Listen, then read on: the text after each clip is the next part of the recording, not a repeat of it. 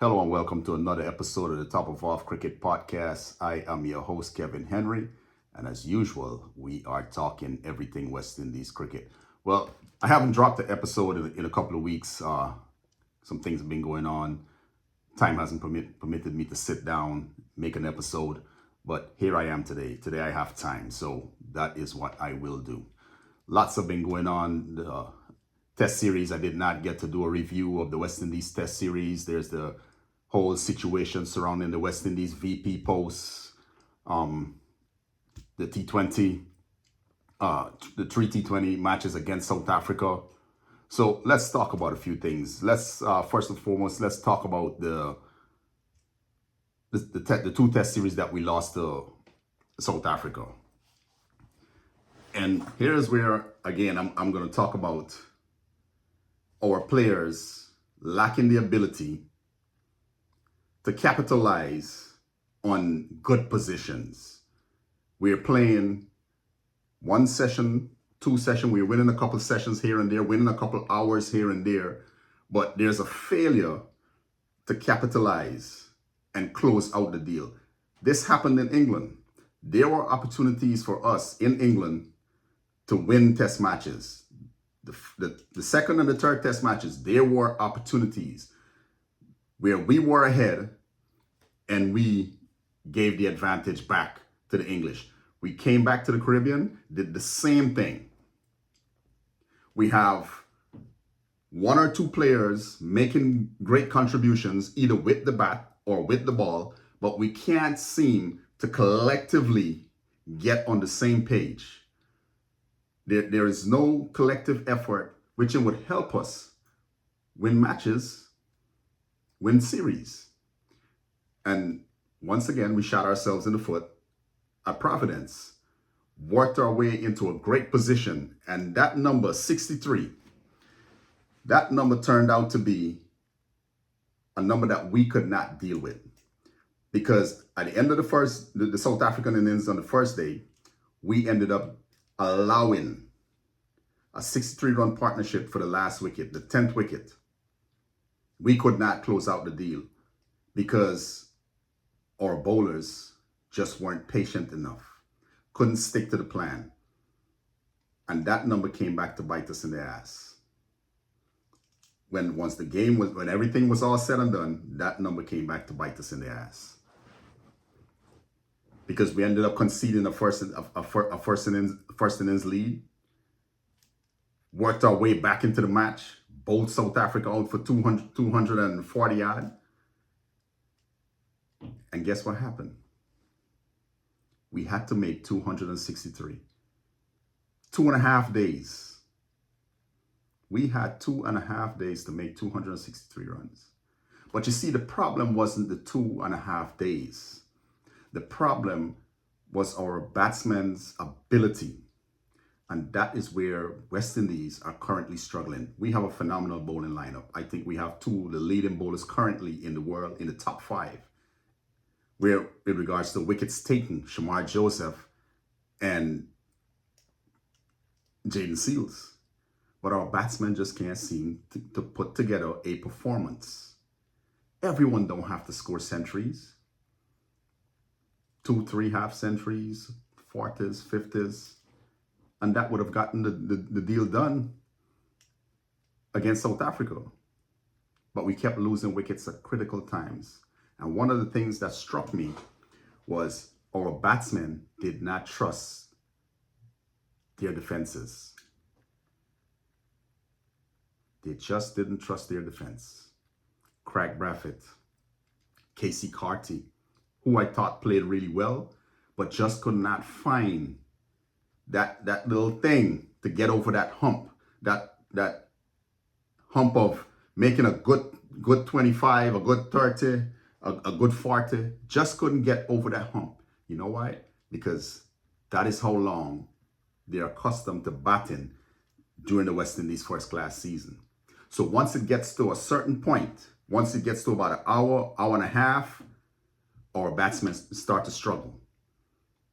During the first class season, they might bat an hour and a half, and they would probably have 60, 70 runs already. So now when the they're up against international opposition, and the lines are tighter. The bowlers are at you for longer. They're asking questions of you more regularly than you would be asked at the first class level, or a batsman is struggling. So what we have is a lack of capacity. A lack of capacity to bat long, a lack of capacity to trust ourselves, and that is why our batsmen are struggling. It's a lack of capacity. How do the coaching staff address that? How do we address that at the first class level? How do we address that on a 19 level, or the 18, on the 19, on the 17 level? What are the conversations being had surrounding that at the lowest level? On the 15, on the 17, on the 19, 18. What are the conversations are we having surrounding that?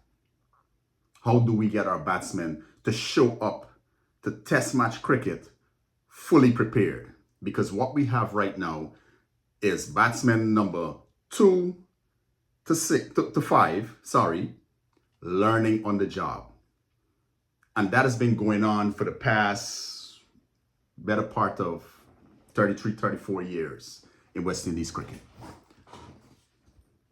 That's how far back it has gone. Our batsmen, and in a lot of cases, our bowlers our players are showing up to learn on the job. People have been saying for the longest, oh, West Indies are in a rebuilding phase. It is impossible to be in a rebuilding phase for 30 plus years. It is impossible. That means people are not doing their jobs. Coaches, administrators are not doing their jobs effectively. And that is showing on the field. The product on the field is a reflection of what's going on in the offices of the CWI, what's going on in the offices of the various territorial boards, the various counties and parishes and whatever you have, club teams. And we can have this discussion. Because if people were doing their jobs and doing it properly, we would not have cricketers at the highest level showing up to learn. It is not Andre Coley's place to teach our batsmen how to bat at the international level. It wasn't Phil Simmons' place. It wasn't Otis Gibson's place. It wasn't Ron Kanai's place. It wasn't Clive Lloyd's place. It wasn't Viv Richards' place. It wasn't Gus Logie's place. But we have cricketers, young cricketers, who are showing up without the proper tools. So that means at the lowest levels, our players are not being taught the right things. In the offices of the territorial boards, something is wrong. At the offices of the Cricket West Indies, something is wrong. Something is fundamentally wrong. That brings me to the next question. Why are we having infighting at the West Indies board level? Why? Why is the Guyana Cricket Board having an issue with Asim Basarat? Went to court to have him removed. How did Kishore Shallow and Cricket West Indies legal team allow that to happen? When our attention should be on the cricket on the field, the attention is turned to people playing politics with our cricket. How did that happen? And then to turn around and have Asim Basarat, because now the VP spot is open and Asim Basarat is still the only person nominated. You went through all this trouble to get him removed, and then now a date was put forward to have an election for the VP post, and he's the only person nominated. So what was the purpose of that? Somebody can somebody from the Guyana Cricket Board tell me? I would love to know the answer of that. Well, you see, that is the problem with West Indies cricket. That right there is the problem with West Indies cricket. There's no solidarity. There's no unity. And we keep fighting amongst each other. And when you look on the field, the product that's on the field is reflective of what's going on amongst our directors at the West Indies Cricket Board level, what's going on amongst the various territorial boards, the infighting that's going on in the various territorial boards. The product on the field is a reflection of that. And people seriously sit and think they are doing a phenomenal job. How? How could you think you're doing a great job and our players are suffering? Of all the 9 or how many test playing nations that have been around for a long time, we are playing the worst cricket. Our board is probably the worst ran.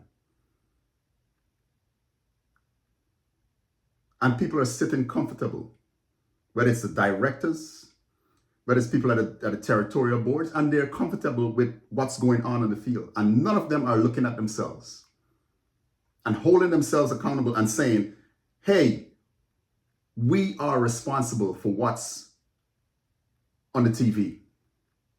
We are responsible for what's on the field. Until that changes, what we see on the cricket field will remain for a long time. Nothing is going to change. Not in the short term, at least. Nothing is going to change until things change at the CWI, until things change at the TTCB, the Jamaica JCA, the GCB, the Barbados Cricket Board. Until things change at those levels, nothing will change on the field. That is all I have to say about that right now. Let's turn our attention to the current T20, the 3-match series that we have against South Africa. When South Africa beat West Indies during what was essentially a quarterfinal during the World Cup, Rovman Powell was interviewed after the game, and he was disappointed. You could hear that. He said, but there are some things to take away. We are now ranked number 3 in the world. Here is where I have a problem. We did not show up to the World Cup on home soil to grasp at straws. And when Rovman Powell said, we're leaving with, we are now ranked number 3 in the world, that is what he was doing. He was grasping at straws. Akeal Hussain echoed the same thing recently. We are now ranked number 3 in the world. Nonsense. We did not show up at the World Cup for that. We did not show up to leave with a number 3 ranking. In the grand scheme of things, that means nothing. The only thing matters when you show up at big tournaments is you winning. And West Indies had a good chance to win had they played to potential. And then to tell people, oh, we are now ranked number 3. I personally felt insulted. Because you did not show up there for that. Based on what Desmond Haynes was saying, based on what Darren Sammy was saying, based on what Rovman Powell was saying, you guys did not show up to be ranked number 3. You showed up to win the World Cup. You would have been the first team in T20 history to win a World Cup on home soil. And to hear Akeal Hussain echo that same thing again, I was disappointed. Now today, they won the second match. Essentially, they've won the 3-match series. That's nothing to celebrate. You can win all the bilateral series you want. It means nothing if you show up at a 50 over World Cup or World Cup qualifying, and you get your asses handed to you and you come back home without nothing. It means nothing when you show up to a T20 World Cup and you get your ass handed to you. It means nothing. Too often in the last 8 years, West Indies have showed up to tournaments and we just can't seem to hack it. The big tournament mentality is just not there anymore. I'm not sure what's going on with the mindsets of the players, but it seems like when we get to big tournaments, we have within the last 7 to 8 years, we have a habit of choking. Imagine West Indies showing up to World Cup qualifying. We had to qualify for the 2019 50 over World Cup and barely got into it. I mean, at the end of the day, the record books is not going to reflect barely, but the performances that we saw there should not be one reflective of a West Indies cricket team.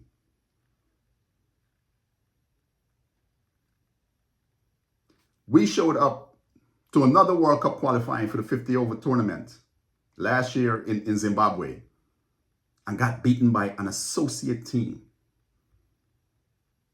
Looking like we were going through the motion. That's how they played that tournament. Like we were going through the motion. Like we were supposed to win. Like we were entitled. That's how we played. And I kept telling people, had Papua New Guinea and Uganda had better bowlers and better batsmen, our World Cup experience this year would have been different. I can guarantee you that. Our World Cup experience would have been different because we have been making a habit since 1996 of losing to associate teams. At the end of the match today, I was like, okay, we won. Cool. I said the same thing. What was that? I said the same thing. What was that, on Friday? Okay, we won. No big deal. When I see West Indies start winning consistently in tournament cricket where it really matters, then I'll get excited again. When West Indies start doing what they're supposed to do, what we did from the late 70s until the mid-90s in Test cricket, then I'll get excited again. When our administrators start doing what they're supposed to do, then I'll get excited again. With that being said, kudos to Shamar Joseph. I saw him do some things today that really, really impressed me. Kudos to Romario Shepherd, coming back from a World Cup got hammered again in the first match. Kudos to that young man. That must have been a real tough position once he was throwing the ball today to bowl. I keep maintaining Sheppy's a good bowler, but Sheppy's got to figure it out between the ears. I think the issue is between the ears. Kudos to Moti. Kudos to Akil Hussain. Both was brilliant with the ball today. I thought. It's really refreshing to see Shai Hope play the way he's been playing over these last 2 matches. Alec Athanaze looks a good prospect. Sherfin Rutherford, good cameo today. But this is the way I want to see West Indies play when we get into tournament type of cricket. This is the way I want to see us play. Contributions from our batsmen. Contributions from our bowlers. Collective performances. Not one person here, one person there. In this match, one batsman does well. Then it's another match another batsman does well, instead of having 2 or 3 batsmen making good contributions. That one bowler doing well and the rest, taking a shellacking. This is what it's supposed to look like. So I'm not going to get excited until West Indies get into tournament format cricket again and put together consistent performances, even if we don't win the tournament. What I want to see is teams should be thinking, shit, this is West Indies. They're not here to play. They play well as a unit.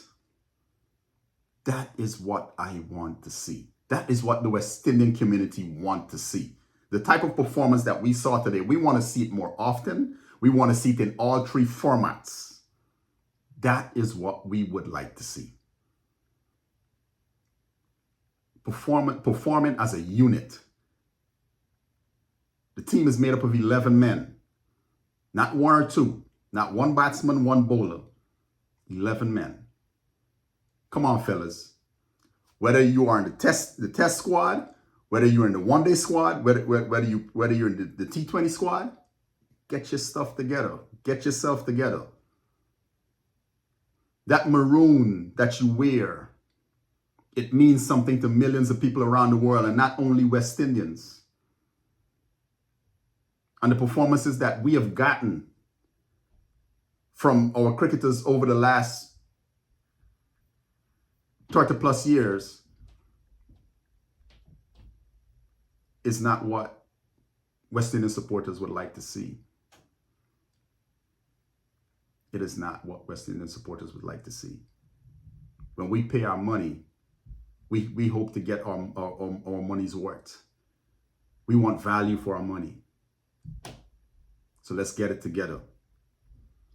So let me know your thoughts on the test series against South Africa. Let me know your thoughts on the whole Asim Basarat, Bisundial Singh little saga that's going on right now. Let me know your thoughts on the current T20 series that's going on between West Indies and South Africa. Let's have the discussion down in the comments. I am your host, Kevin Henry, for the Top of Off Cricket Podcast, and I will see you next time.